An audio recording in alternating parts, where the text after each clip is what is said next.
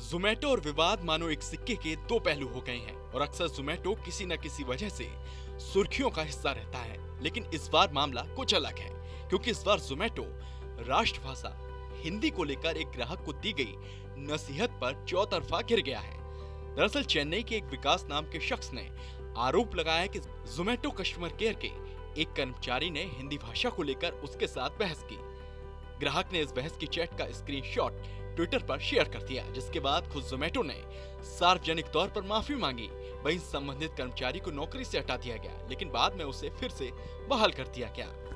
सच तो ये है कि विकास को अपना ऑर्डर रिसीव करने में प्रॉब्लम हो रही थी, जिसके लिए उसने ज़ोमैटो कर्मचारी को रेस्टोरेंट से संपर्क करने के लिए कहा, जिस पर ज़ोमैटो के कर्मचारी ने विकास को बताया कि उसने रेस्टोरेंट को 5 बार फोन करने की कोशिश की, लेकिन भाषा की बाधा के कारण उनसे बात न हो सकी।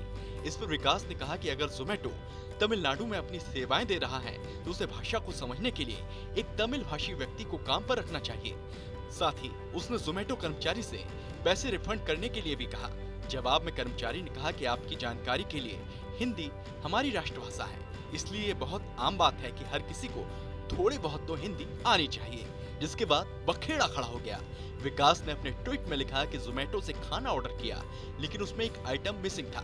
कस्टमर केयर से बात की तो उसका कहना है कि पैसे रिफंड नहीं किए जा सकते क्योंकि हिंदी नहीं आती।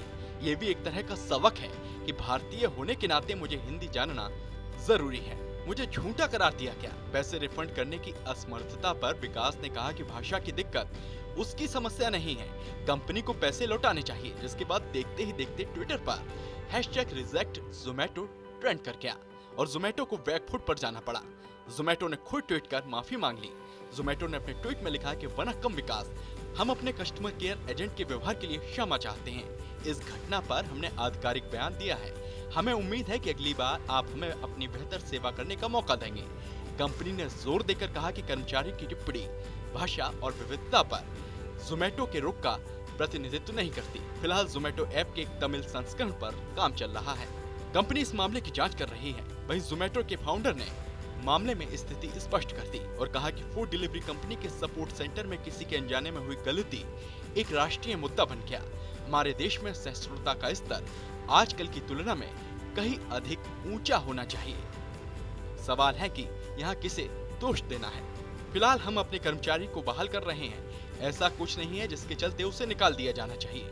गोयल ने आगे कहा कि याद रखें, हमारे कॉल सेंटर एजेंट युवा लोग हैं जो अपने सीखने की अवस्था और करियर की शुरुआत में हैं। वे भाषाओं और क्षेत्रीय भावनाओं के विशेषज्ञ नहीं हैं और न ही मैं।